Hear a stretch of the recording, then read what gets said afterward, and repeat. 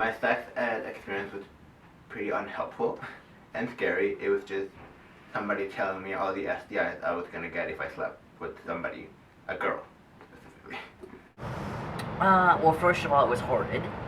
It was always either for straight women or straight men, and there was never anything outside of that. When I was in grade 6, we had a final exam for our sex ed class, and every answer on the test was abstinence. Basically it sucked. In school, day one was, everyone experiences sexual attraction, and as someone who didn't, that made everything that followed irrelevant and mysterious, and not in the good way. In grade 5, we learned about what our bodies did and how they worked and about anatomy. And then in grade 7, we blew up condoms and played with them like balls, and it was super fun and really not helpful for learning anything about sex ed. And then in grade 9, we learned about all the STIs and how bad they were and how if we had sex, we would get them. So my sex ed involved saying the words vagina and penis out loud in a room so we wouldn't blush, which really isn't very effective, and it was very anatomy based. And then we also talked about if we were to have sex, the worst case scenario with STIs and STDs, and it was all very heteronormative, and it didn't represent me at all. Outside of the fact that it was heteronormative and cisnormative, I didn't learn anything. They showed us images of STIs and pregnancy, but they didn't even talk to us about it.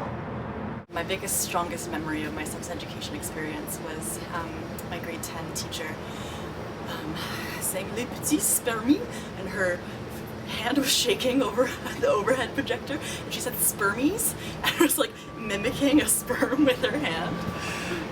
So for me, my biggest kind of memory of sex ed was fear on behalf of the educators, like just not knowing what to say, not knowing what to do, and I think they understood that it was a big deal what they were teaching us, and they didn't really know, they didn't have the resources, I think, to do it right.